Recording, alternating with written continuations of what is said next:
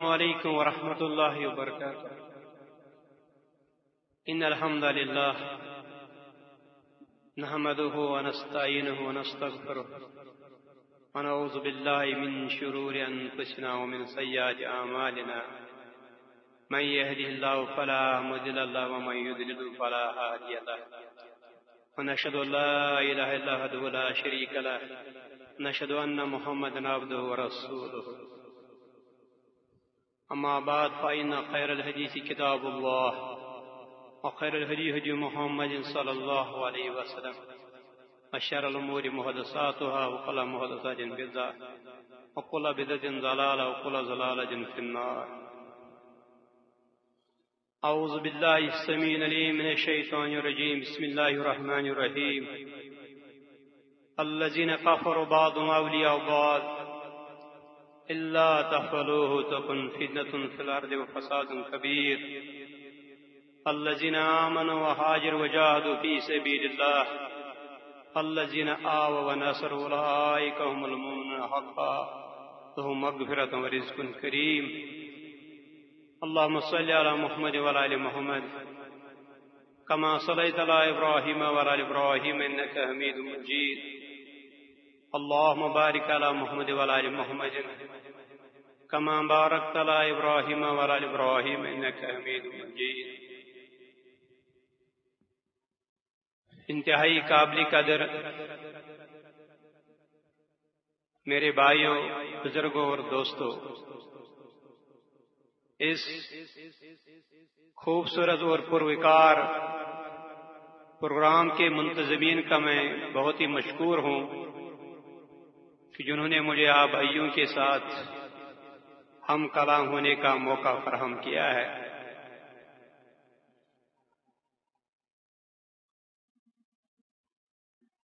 ماہ رمضان کی رحمتوں اور برکتوں کا مہینہ ہمارے اوپر سایہ فگن ہے، اور اس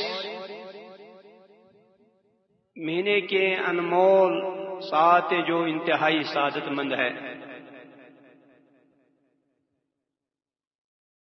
جو اہل فکر اور اہل دانش لوگ، مومن لوگ رمضان کی ان سعادتوں سے اپنے اللہ کے ہاں بہترین عبادت اور مغفرت کے طلبگار ہوتے ہیں اور سرد سجود ہوتے ہیں. چونکہ اللہ کے نبی صلی اللہ علیہ وسلم نے فرمایا، وہ انسان، وہ شخص سب سے بہتر ہے جو موت کو کثرت سے یاد کرتا ہے. ہمیں یہ معلوم نہیں کہ اگلا رمضان ہمارے نصیب میں ہوگا کہ نہیں ہوگا، اور کتنے ایسے بھائی اور دوست پچھلے سال ہمارے ساتھ موجود تھے اور آج ہمارے درمیان موجود نہیں، کیونکہ ہماری زندگی کا ایک حصہ تو گزر چکا ہے. ابھی باقی حصہ کتنا ہے ہم نہیں جانتے، ہمیں معلوم نہیں ہے، اور وہ کب کس ٹائم ختم ہوتا ہے اس کا ہمیں علم نہیں ہے. اور جو گزرا ہوا حصہ ہے، اس حصے کے اندر جو معیشتیں ہوئی ہے، جو گناہیں سرزد ہوئی ہے، ان کا آپ تلافی نہیں کر سکتے. اگر کسی نے کسی کا حق مارا، وہ موجود نہیں ہے، وہ کہاں اسے پورا کر سکتا؟ اگر کسی سے زیادتی کی ہے، وہ بندہ موجود نہیں، کہاں جا کر اس کو ڈھونڈے گا؟ اس لیے وہ زندگی کا جو حصہ گزرا ہے وہ ایک خواب ہے جو دوبارہ واپس لوٹ کے نہیں آ سکتا. اور اس کے لیے صرف یہی راستہ ہے کہ آپ اپنے اللہ کو راضی کرنے کے لیے رمضان کے ان لمحات کو، ان سعادتوں کو بھرپور جو ہے اللہ کو راضی کریں. اگر آپ نے ان سعادتوں کو اللہ کو راضی کرنے میں کامیاب ہوا تو گزری زندگی ہے وہ بھی بہتر ہے، جو آنے والی ہے وہ بھی بہتر ہے۔ اسی لیے ان رمضان کے ان ایام کو غنیمت جان کر زیادہ سے زیادہ اپنے اللہ کے ساتھ تعلق جوڑ لیں اور اللہ کے ساتھ اپنے معاملات کو درست کریں۔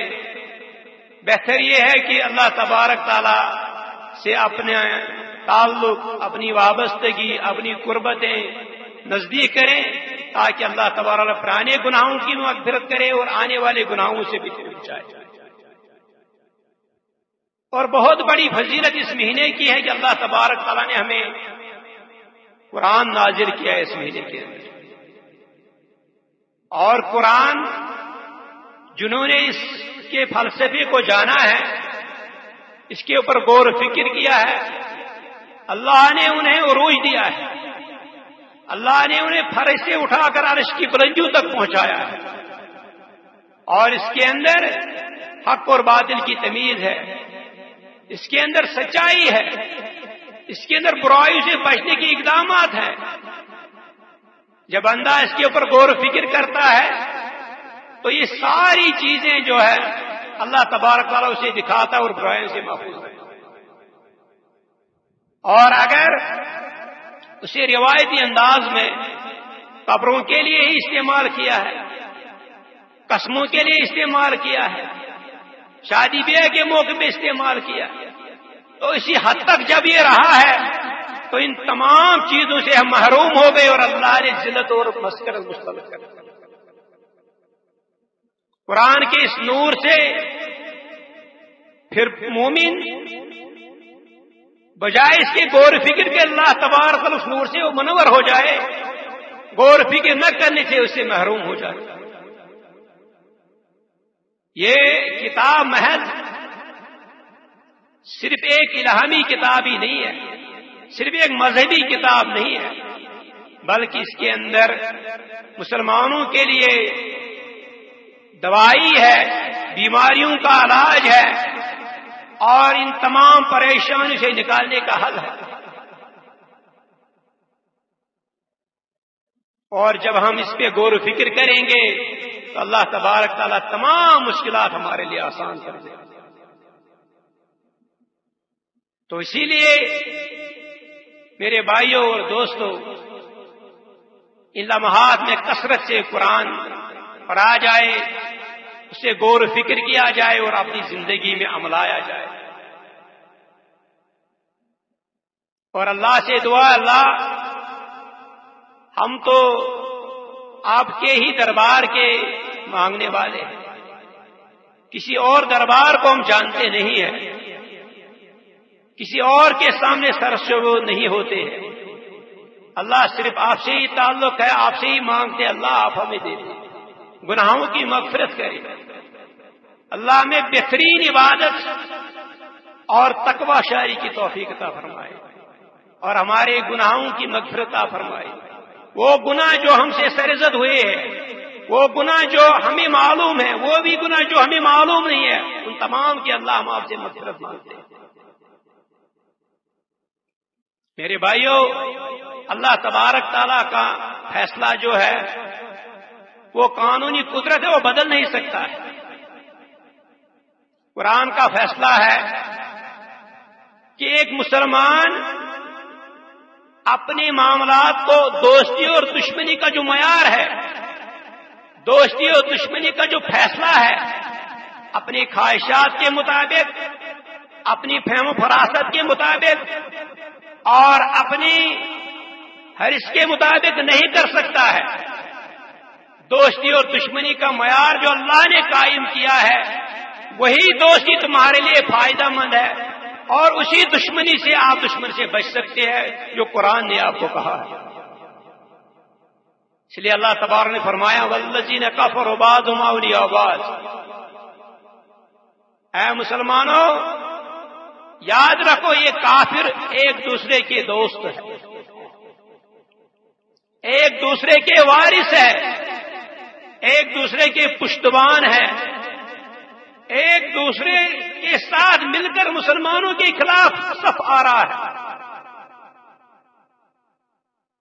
اب یہ ان کا آپس کے اندر ملنا، ان کا آپس کے اندر مسلمانوں کے خلاف صف آرائی کرنا، ایک دوسرے کے ساتھ تعاون کرنا، ایک دوسرے کے ساتھ مل کر مسلمانوں کے لیے سازش کرنا، یہ تکلیف نہیں ہے، یہ ان کی فطرت کے اندر ہے.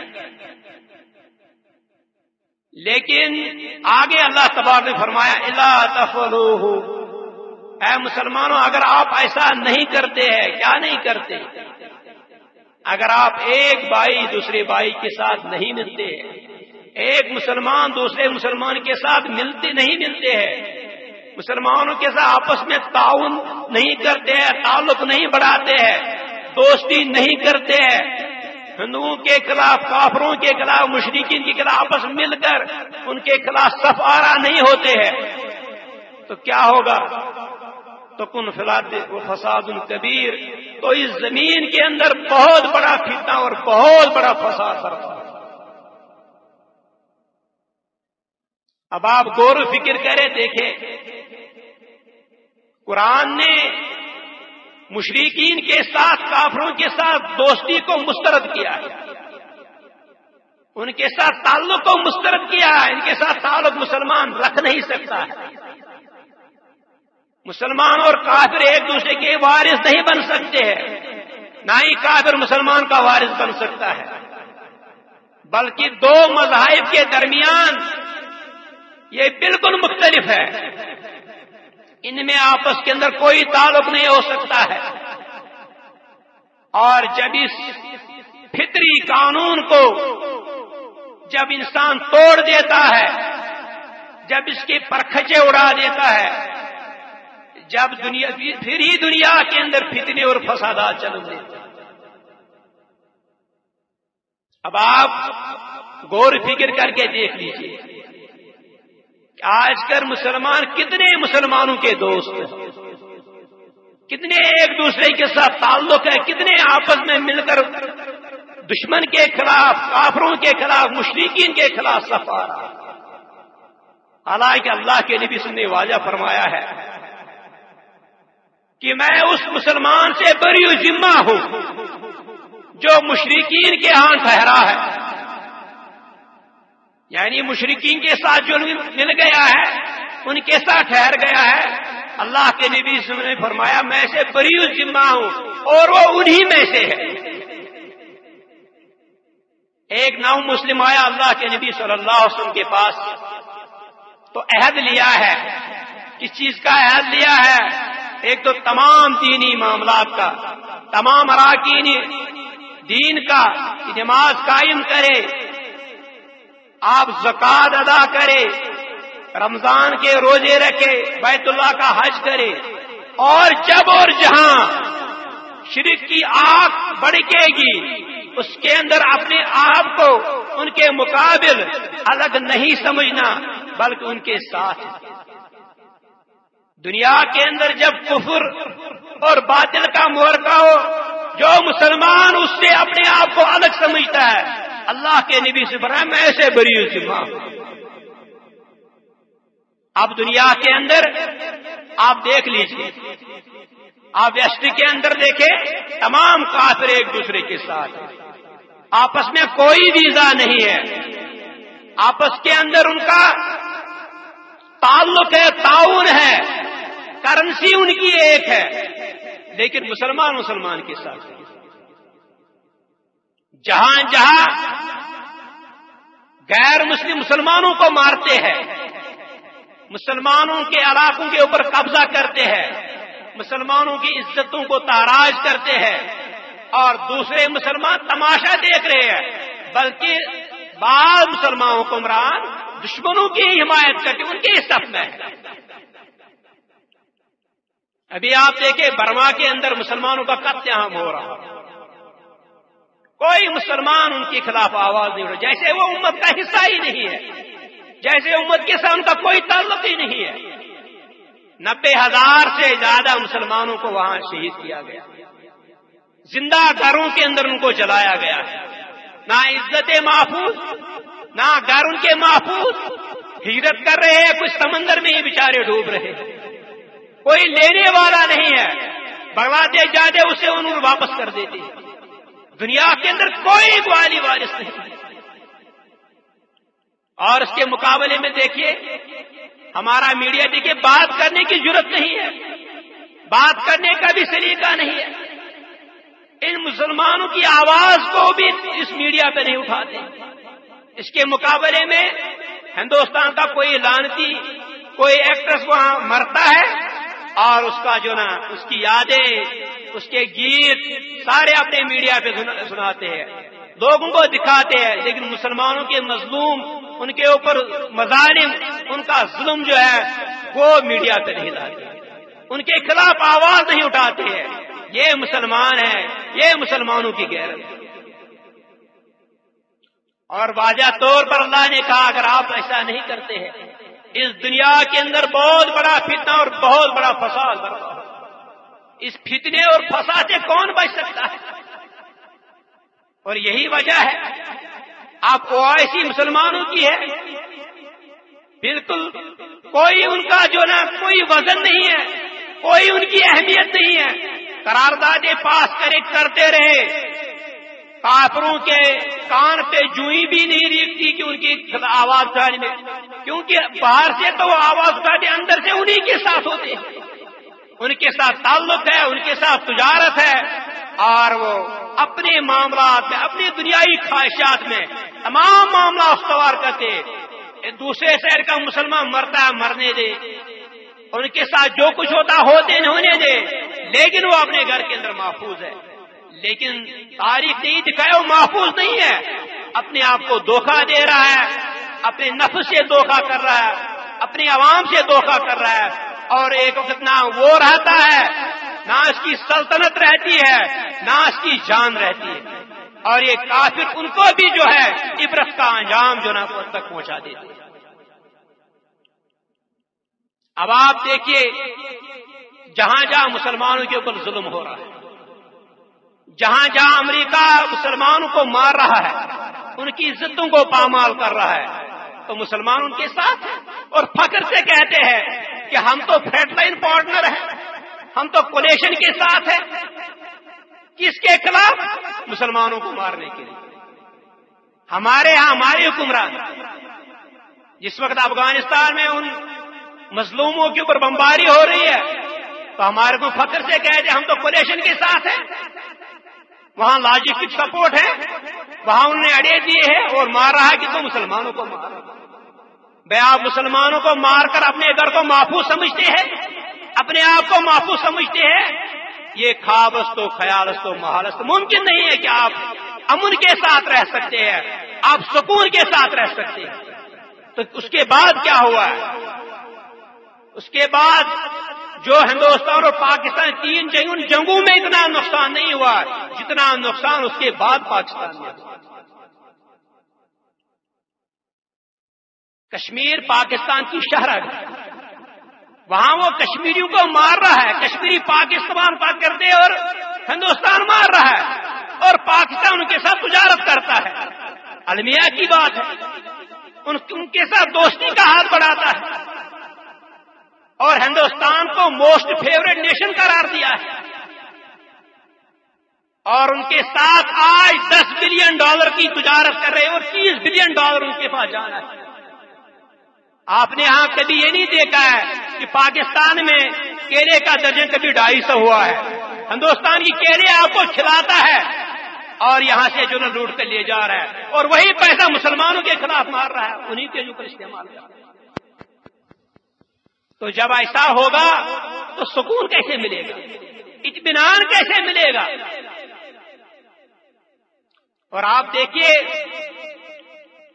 کہ اللہ تبارک تعالیٰ کا اس اندر کس قدر ہم اس عذاب کے اندر مبتلا ہو چکے ہیں۔ زلزلے آئے تو یہی گھر جو ہے ملبے کے ڈھیر بنے ہیں، قبرستان بنے ہیں۔ سیلاب آیا، ہزاروں لوگ جو ہے گھر کے آب ہو چکے ہیں۔ اب ڈرون حملے ہو رہے ہیں، روزانہ 10ویں 20ویں جو ہے وہاں ماری جا رہے ہیں۔ باہر جائے یہاں دھماکے ہو رہے، کوئی پتہ نہیں ہے کون آ رہا ہے، کون مار رہا ہے، کون کر رہا ہے. الا تفعلوا تکن فتنة فی الارض وفساد کبیر. اے مسلمانوں، جب آپ اللہ کے قانون کو توڑ دو گے، جب آپ کافروں کو دوست بناؤ گے اور اپنے بھائیوں سے دشمنی رکھو گے تو اللہ تمہیں دردناک عذاب میں شامل کرے گا، فتنے اور فساد کے اندر آپ کو ڈال دے گا. کشمیر کی تحریک آج تک زندہ کیوں ہے؟ اس کے اوپر ایک طرف دشمن مار رہا ہے، دشمن اس تحریک کو ختم کرنے کی کوشش کر رہا ہے، اور دوسری طرف ہمارے حکمران بھی غیر محسوس انداز میں انہی کے سپورٹ رہے، انہی کی مدد کر رہے ہیں، پھر بھی یہ تحریک کس طرح زندہ ہے؟ اس کے پس منظر میں آپ کو جا کر کچھ تاریخی حقائق بتاؤں. کشمیر کی تحریک برصغیر میں 4 اپریل 1931 میں یہ تحریک شروع ہوئی. اسی سے یہ فکر مسلمانوں کے اندر اٹھی ہے کہ ہمیں غلامی کے خلاف اٹھنا ہے، ظلم کے خلاف اٹھنا ہے. اور تحریک اس طرح شروع ہوتی ہے کہ 23 اپریل جموں کے میونسپل گراؤنڈ کے اندر جب مسلمان عید کی نماز کے لیے جمع ہوئے اور مفتی محمد اسحاق خطبہ عید دے رہے تھے تو وہاں ہندو پولیس انسپکٹر خیم چند اس کا نام تھا، انہوں نے حکم جاری کیا کہ اس خطبے کو روکا جائے، اس خطبے کو بند کر لے، کیونکہ وہ مسلمانوں کی تاریخ کا حوالہ دے رہے، مسلمانوں کو اپنی تاریخ یاد کرا رہے ہیں. اور جب انہوں نے حکم دیا اور اس کے بعد لوگوں کے اندر غم و غصہ اور یہ دین کے اندر مداخلت تھی تو لوگوں میں بہت ہی اس کے خلاف احتجاج کیا ہے، ڈوگروں کے خلاف نفرتیں ہوئی ہے، اور ملک گیر احتجاج جب ہوا ہے تو پھر ڈوگروں کا مسلمانوں کے اوپر مظالم شروع ہو گئے. مسلمانوں کو مارنا، مسلمانوں کو قید میں بند کرنا، ان کی عزتوں کو پامال کرنا روزمرہ کا معمول تھا. اور اسی دوران ایک شخص کو گرفتار کیا ہے اور وہ قرآن کی تلاوت کر رہا تھا، فضل داد اس کا نام تھا. جو ہی وہ تلاوت کر رہا تھا تو ایک ہندو سپاہی، ڈوگرا سپاہی، جب اس نے اس کو تلاوت کرتے ہوئے دیکھا ہے انہوں نے اس سے منع کیا ہے. جب اس سے منع کرنے کے باوجود بھی وہ چوری چھپے تلاوت کر رہا تھا تو وہ آیا، انہوں نے اپنے جوتے سے قرآن شریف کو نیچے سے لات ماری ہے اور وہ ہوا میں تحلیل ہوا ہے، پاؤں تلے رون ڈالا ہے، قرآن کی بے حرمتی کی ہے. اور یہ بات جب باہر پہنچی ہے تو اس کے بعد اچھا خاصا ملک گیر احتجاج ہوا ہے، گرفتاریاں ہوئی ہے. اور 4 جون 1931 میں سارے جموں اور کشمیر کے مسلمانوں نے وہاں ایک عام ہڑتال رکھی ہے. کشمیر کے مسلمانوں نے جموں بھائیوں کے ساتھ اظہاری یکجہتی کے لیے تمام وادی کو بند کیا اور احتجاجی تقاریر شروع ہوئی. سری نگر کے وہاں خانقاہ مولا میں وہ ایک معروف جگہ ہے، وہاں 60,000 لوگ جمع ہوئے ڈوگروں کے خلاف، اور وہاں بڑے بڑے لیڈر تھے جس میں سابقہ صدر آزاد کشمیر مولانا محمد یوسف شاہ صاحب اور غلام عباس، شیخ عبداللہ، کئی جو جید اس وقت لیڈر مانے جاتے تھے، وہ سارے وہاں جمع ہوئے اور ڈوگروں کے خلاف احتجاج شروع ہوا، تقاریر شروع ہوئی. اور اسی دوران ایک نوجوان آیا، اس کے بارے میں کہا جاتا ہے کچھ کہتے پنجاب سے آیا، کچھ کہتے زیادہ کہتے وہ پشاور کا تھا، اور وہ ایک انگریز کے جو نا وہ ملازم تھے، ایک باورچی تھے. وہ سٹیج پہ جو ہے نمودار ہوا اور مائی کو اپنے ہاتھ میں لیا اور جذباتی انداز میں تقریر کیے، کہا مسلمانوں اب آپ جلسے جلوسوں کا وقت ختم ہو گیا ہے، اس سے تمہارے مظالم ختم نہیں ہو سکتے، اس سے قرآن کی بے حرمتی رک نہیں سکتی ہے، اس سے مسلمانوں کے تکالیف دور نہیں ہو سکتی ہے۔ آپ اٹھے، اینٹ کا جواب پتھر سے دے اور شاہی محل کی طرف اشارہ کیا ہے، یہ شاہی محل ہے، ڈوگرا محل ہے، جا کر اسے اینٹ کی اینٹ بجا دو۔ اور لوگ اس کی طرف دوڑ پڑے۔ اس کے بعد سری نگر کے اندر مظالم کا قتل و غارت گری کا سلسلہ شروع ہوا، اور اس قدیر خان نام اس کا تھا، عبد القدیر، سری نگر کے جیرے ڈل کے اندر اسے پکڑا گیا، اور جو ہی اس کے پکڑنے کی ساری ویلی کو خبر پہنچی تو سارے لوگ گھروں سے جو نا نکل کر احتجاج کرنے شروع ہوئے۔ 12 جولائی 1931 وہاں ڈسٹرکٹ جیل میں اس کی جو نا وہاں عدالت، اس جج کا نام تھا لال کرشن، انہوں نے کورٹ کے اندر اسے طلب کیا ہے، اور سارے لوگوں نے کورٹ کا گھیراؤ کیا ہے۔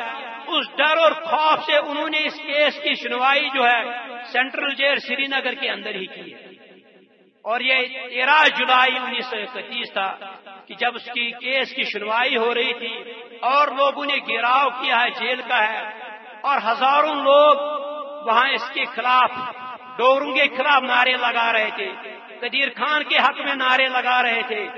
اور جس وقت نماز ظہر کا وقت ہوا ہے تو مسلمانوں نے وہاں باہر نماز ظہر پڑھنے کا ارادہ کیا ہے۔ ایک نوجوان اٹھا، دیوار پہ چڑھ، اسے اذان دی، اور اذان جو ہی شروع کی ہے تو ڈوگرا فوج نے اسے گولی ماری ہے اور وہ شہید ہوا۔ دوسرا اٹھا ہے، اس نے وہاں سے اذان شروع کی ہے، اس کو بھی گولی ماری، اور کرتے کرتے 22 مسلمان شہید ہوئے اور اذان پوری ہو گئی۔ اور جب اذان پوری ہو گئی ہے اور قتل غارت گری جو نا وہاں پہنچی، اور یہی جب اسلام آباد میں پہنچا ہے، اتنے ہی جو نا وہاں بھی ایک ہی دن میں شہید کیے گئے۔ اور اس کے بعد یہ تحریک اٹھی ہے صرف اس اسلامی فکر کے ساتھ ہے، کیونکہ اس تحریک کا کسی مفاد کے ساتھ کوئی تعلق نہیں تھا۔ آج بھی یہ تحریک اسی نظریہ کے ساتھ ہے، اسی فکر کے ساتھ ہے، اسی سوچ کے ساتھ ہے، کیونکہ اس کی بنیاد اسلام ہے، اس کا نظم العین اسلامی ہے، اس کی منزل اسلام ہے۔ اور یہی وجہ ہے کہ دشمن نے اس تحریک کو ختم کرنے کی بھرپور کوشش کی۔ کشمیری نوجوانوں کے ذہنوں کو بدلنے کے لیے اربوں ڈالر اس نے لگائے ہیں، وہاں سے ان کو لے جا رہے ہیں، سارا انڈیا کا سیر کروا رہے تاکہ یہ اس چیز سے ہٹ جائے، تاکہ انہیں اس تحریک سے الگ کیا جائے۔ لیکن کشمیری عوام نے ہندوستان کو آج تک سینے سے قبول نہیں کیا، دل سے قبول نہیں کیا ہے، اور اپنی وابستگی ہے اپنے پاکستان کے ساتھ جتائی، چونکہ یہ مسئلہ کشمیر برصغیر کی تقسیم جو ہے پاکستان کا ایک نامکمل ایجنڈا ہے، اور جس وقت تقسیم ہوئی ہے اس وقت کشمیر کے ساتھ سازش کر کے پاکستان سے الگ کیا گیا ہے، کیونکہ انگریز تو بہت ہی تیز ہے، وہ تو 20 سالہ 40 سالہ پلاننگ کرتے ہیں، ہمیں تو ہم اس کنویں کے اندر جو کنویں کے اندر ہوتا ہے ہم صرف یہی جانتے ہیں، کنویں کے باہر کیا ہمیں کوئی معلوم نہیں۔ اور انہوں نے کشمیر کو گرداسپور کے راستے سے جو ہے ہندوستان کے ساتھ ملایا، ورنہ ہندوستان کے ساتھ اس علاقے کا لوگوں کا کوئی تعلق نہیں ہے، نہ ہی جغرافیہ کا کوئی تعلق ہے، نہ ہی ان کے ساتھ کوئی نظریہ کا تعلق ہے، نہ ہی مذہب کا کوئی تعلق ہے، نہ ہی ان کے ساتھ کسی اور قسم کا تعلق ہے، اور اگر تعلق ہے تو وہ صرف اسلام کا تعلق ہے، فکر اسلام کی ہے، سوچ اسلام کی ہے۔ آپ بھائیوں سے ملنے کے لیے آپ دیکھیے کتنے عزیز انسان کو مرتے ہیں، ایک وقت کے ساتھ ساتھ وہ اپنے عزیزوں کو بھی بھول جاتا ہے، لیکن کشمیری قوم نے 3 نسلیں جو ہے پاکستان کرتے کرتے جو ہے دنیا سے چل چکی، اب چوتھی نسل اس وقت ہندوستان کے ساتھ لڑ رہی ہے، لیکن انہوں نے کبھی جو نا دل سے اس ارادے کو نکالا نہیں، کبھی ترک نہیں کیا، قربانیاں دیتے رہے۔ چوتھی نسل اس وقت قربانیاں دے رہی ہے۔ اس وقت بھی جو ہے کشمیر کے اندر جی پاکستان کے نعرے لگ رہے ہیں۔ پاکستان سے مطلب کیا؟ لا الہ الا اللہ کے نعرے لگ رہے ہیں۔ اور اسی کے بعد جب 45 سالہ سیاسی پرامن جدوجہد سے جب کوئی حاصل نہیں ہوا، اس کے بعد عسکری تحریک نے جنم لیا ہے۔ اس کے بعد قربانیوں کی بے مثال داستانیں کشمیری عوام نے پیش کی ہے، اور ہندوستان نے بے تحاشا ہر لحاظ سے اس تحریک کو دبانے کی کوشش کی ہے، خوف کے ساتھ، قتل و غارتگری کے ساتھ، تشدد کے ساتھ، اور لالچ دے کر بھی وہاں خزانوں کے منہ کھول دیے کہ کسی طرح کشمیریوں کے اعتبار کو بحال کیا جائے، لیکن ایسا ممکن نہ ہو سکا۔ اور جو مجاہدین دشمن کے ساتھ لڑتے لڑتے شہید ہوتے ہیں، ان کے آخری خواہشات بھی کیا ہوتے ہیں، ان کے آخری فکری بھی کیا ہوتے ہیں، ان کے آخری الفاظ بھی کیا ہوتے ہیں۔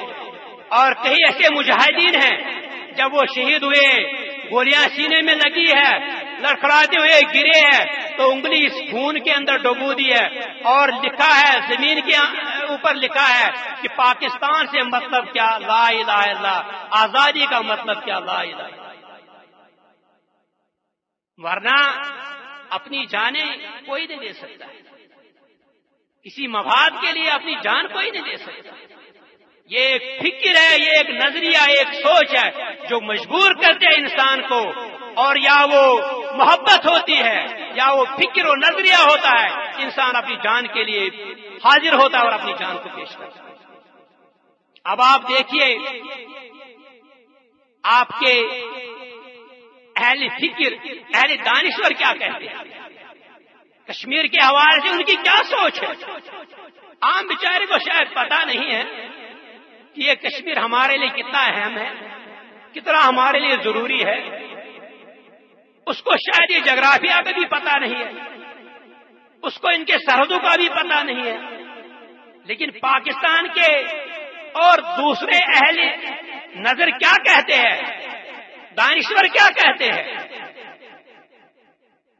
کہا جاتا ہے جب ایوب خان چین کے وزیر اعظم سے ملے ہیں تو انہوں نے ایک سوال کیا ان کو، کہنے لگا جنرل صاحب میں آپ سے ایک سوال کرتا ہوں، جواب مجھے بھی نہیں چاہیے، آپ جا کر غور و فکر کریں، بعد میں مجھے جواب دیں، لیکن یہ سوال میں آپ سے ضرور کروں گا۔ اور سوال کیا تھا؟ کہتا مجھے یہ بتاؤ کشمیر پاکستان کے لیے کتنا ضروری ہے؟ جواب مجھے نہیں چاہیے، غور و فکر کر کے مجھے بتائیے۔ اور یہی فکر اور سوچ تھی، یہی بصیرت تھی قائد اعظم کی، جس نے کہا کشمیر پاکستان کی شہر، کیونکہ دفاع سارے پاکستان کے کشمیر کے پہاڑ ہے۔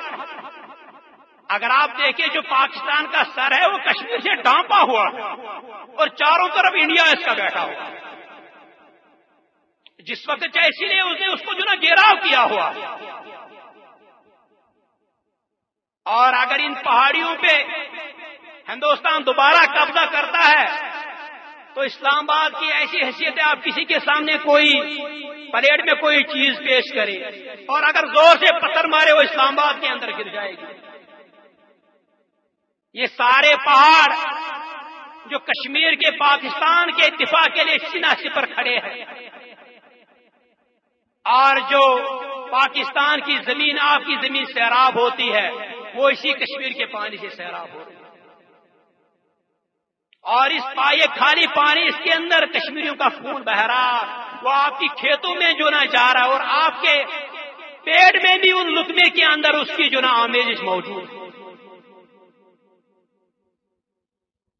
اور ایک میٹنگ کے اندر جنرل مشرف سے ہمارے صلاح الدین صاحب نے کہا جنرل صاحب آپ سمجھتے ہیں کہ کشمیر کی جو یہ تحریک ہے، جو مجاہدین سری نگر میں لڑ رہے ہیں، کیا آپ سمجھتے ہیں یہ پاکستان کی فرسٹ ڈیفنس لائن ہے؟ تو جنرل مشرف نے کہا صلاح الدین آئی شیور ود یو، صلاح الدین مجھے پتا ہے، میں آپ سے اتفاق کرتا ہوں کہ یہ پاکستان کی پہلی دفاعی لائن، اگر یہ دفاعی لائن ٹوٹ گئی ہے تو دشمن نے پاکستان کے اندر داخل ہونا، کیونکہ جو اس کو روک رہے ہیں مجاہدین روک رہے ہیں، کشمیری عوام اپنے خون سے اس کو روک رہے ہیں، اور پاکستان کے معروف صحافی صحافت کے علمبردار مجید نظامی صاحب کئی مرتبہ اس کے ساتھ اظہار خیال کا موقع ملتا ہے، انہوں نے کہا کہ ہندوستان پاکستان کو صومالیہ اور ایتھوپیا بنانا چاہتا ہے، اور وہ پاکستان ہمارے بچوں کو بھوکا مروانا چاہتا ہے، اور اس سے پہلے کہ ہمارے بچے بھوکے مرے، ہماری نسلیں بھوکی مرے، اس سے بہتر ہے اٹھے اور ہندوستان کے خلاف لڑے۔ انہوں نے یہاں تک کہا ہے کہ میرے جسم کے اوپر بم باندھا جائے اور مجھے ہندوستان کے اندر چھوڑا جائے تاکہ میں اسے عظیم شہادت اور اپنے لیے سعادت محسوس کرتا ہوں، کیونکہ میں اپنے بچوں کو اس مستقبل انہیں بھوکا مرنا نہیں دیکھنا چاہتا۔ کہنے لگا کہ جب جنرل مشرف ہندوستان آگرہ گیا ہے تو مجھے کہا کہ نظامی صاحب آپ بھی میرے ساتھ چلیں، تو میں نے کہا آپ کس پہ جا رہے ہیں؟ انہوں نے کہا کہ میں تو جہاز پہ جا رہا ہوں۔ انہوں نے کہا جہاز پہ میں نہیں جا سکتا ہوں، اپنے دشمن کے ساتھ جہاز پہ نہیں جاؤں گا، اگر ٹینک پہ جاتے میں آپ کے پیچھے بیٹھ کر جاؤں گا۔ یہ ان کے اندر پاکستان کی فکر اور پاکستان کے نسلوں کی فکر لا ہے، اور ہماری جو عسکری قیادت ہے پاکستان کی، کئی دفعہ انہوں نے اظہار کیا ہے کہ یہ مجاہدین پاکستان کے محسن ہے، کشمیری عوام پاکستان کی محسن ہے، جو دشمن کو روک رہے اپنے گھروں میں لڑ رہے ہیں، جو ہر کوئی چیز نے قربان کیا اور پاکستان کی طرف انہیں روک رہے۔ پاکستان کے دانشور اور دفاعی تجزیہ کار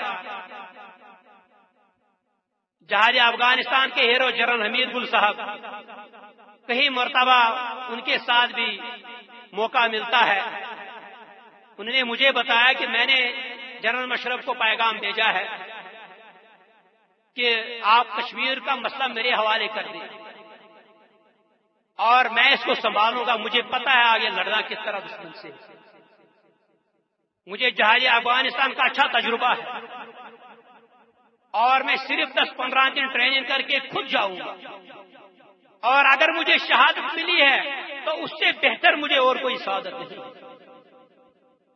اس قدر فکر اور اس قدر سوچ ہے ان لوگوں کی جو محب پاکستان ہے، جو پاکستان کی محبت کرتے ہیں اور پاکستان کے لیے فکر رکھتے ہیں، اور پاکستان کی یہ انار کی ان کے لیے دامنگیر ہے، اور یہی چیز ہے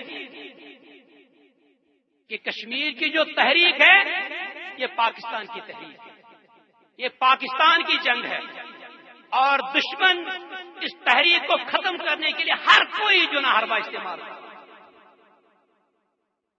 آج کل یہی سازش ہو رہی ہے کہ پاکستان کے اندر اس قدر مایوسی کی جائے، پاکستان کے اندر اس قدر مایوسی پھیلائی جائے، جہاد کے خلاف اس قدر پروپیگنڈا کیا جائے، اور حکمرانوں کو اتنا الجھایا جائے، حکمران اپنے مسائل میں الجھے، وہ اس سے لا تعلق ہو جائے، اور عوام کو اس قدر اس سے الگ کیا جائے، اس قدر معاملات میں ان کو بھی الجھایا جائے اور انہیں مایوس کیا جائے تاکہ وہ اس مسئلے کو ہی بھول جائے اور یہ مسئلہ ہمیشہ ہمیشہ کے لیے پاکستان سے ختم ہو جائے۔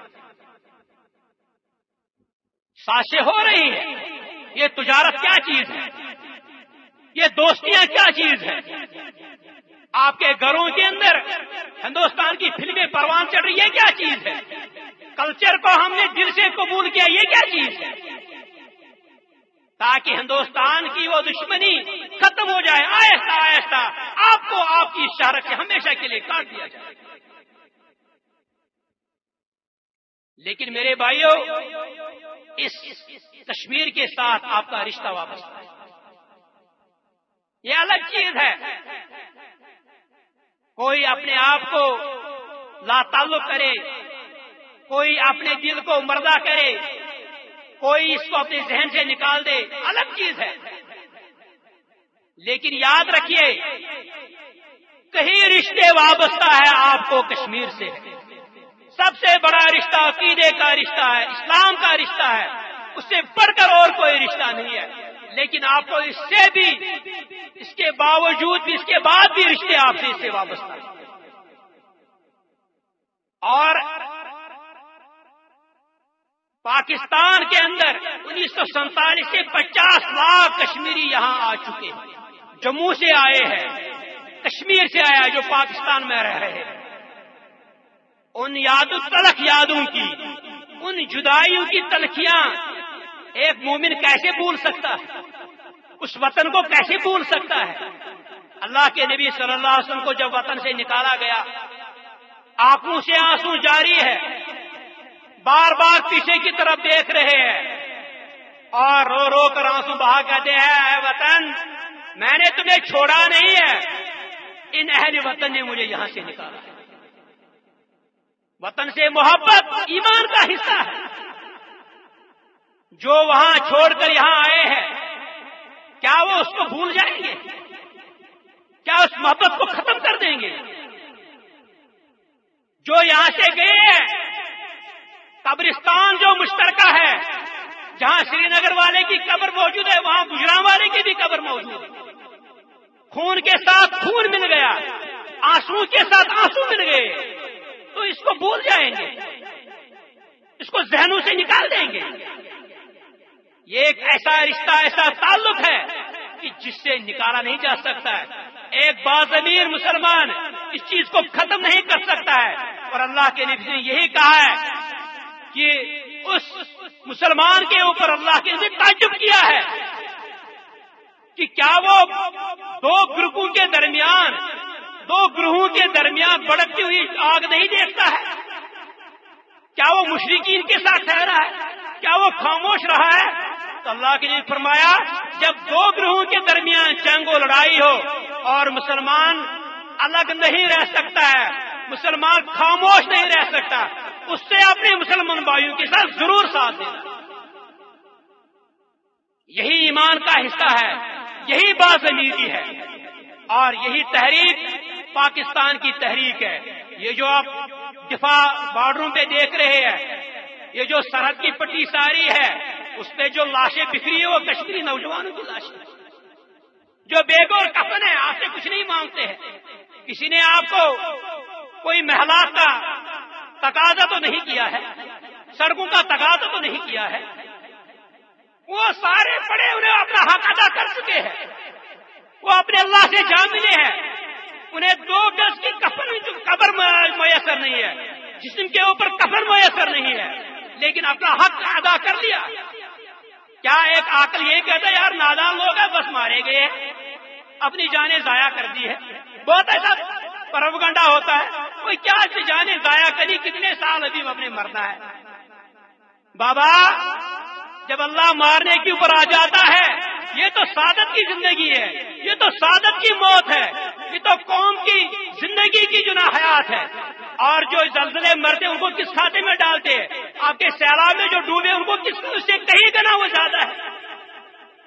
لیکن یہ سعادت کی موت ہے، سعادت کی زندگی ہے، شہادت کی موت ہے، یہ نصیب والوں کو ملتی ہے۔ اس کے اندر باضمیری ہوتا ہے، جو اپنے ضمیر کو مردہ نہیں کرتا ہے کہ محشر کے میدان میں جب مجھے اٹھایا جائے اور قانون کے اندر وہی مظلوموں کی آوازیں آ جائے اور ان کی چیخو پکار آ جائے، پھر اللہ مجھے کہے سب کچھ ہونے کے باوجود نہ ان کی کوئی فکر کی ہے، نہ ان کے ساتھ کوئی تعلق رہا ہے، اور گھروں کے اندر بیٹھا ہوا ہے، اور یہی گھر تمہارے لیے قبرستان بن گیا، اور کیا بنا تمہارے ایمان کا، کیا بنے گا تمہارے آپ کا؟ اور یہ چیزیں ایک باضمیر کو کڑتی ہے۔ اس لیے میرے بھائیوں اور میرے دوستوں، کشمیر اور پاکستان یہ ایک دوسرے سے وابستہ ہے. اس کا مستقبل، کشمیر کا مستقبل، کشمیر کی آزادی پاکستان کے مستقبل سے وابستہ ہے. یہ پاکستان کی سلامتی کی جنگ ہے، یہ پاکستان کی دفاع کی جنگ ہے. اور خدا نخواستہ اگر یہ کشمیر فیل ہو گئی دیکھنا، اور جو نوجوان ہے اس کو یاد رکھنا، شاید بزرگوں کو یاد نہ رہے، شاید وہ بھی نہیں ہوں گے، لیکن میری بات یاد رکھنا، ماضی میں بھی ایسا ہوا ہے اور مستقبل کے بھی ایسے خدشات ہیں. اور جو آپ کا آزاد کشمیر ہے، مقبوضہ کشمیر کے اندر ہم لکھتے ہیں بھارتی کتوں واپس جاؤ، اور آزاد کشمیر میں بھی ایسی چاکنگ ہو رہی کہ پاکستانی کتوں واپس جاؤ. یا بھول جائے کہ دشمن سویا ہوا ہے، اس نے آپ کو گھیراؤ کیا ہوا ہے، وہ کوئی موقع پاکستان کے خلاف گنوانا نہیں چاہتا ہے، چھوڑنا نہیں چاہتا ہے. اور اگر خدا نہ خواستہ یہ تحریک ناکام ہوئی ہے، جو جنگ ابھی آپ سری نگر میں لڑ رہے ہیں، یہ جنگ آپ نے مظفر آباد میں کل لڑی. اس وقت آپ نے جان سے بھی لڑنا ہے، مال سے بھی لڑنا ہے، سب کچھ چیز سے لڑنا ہے.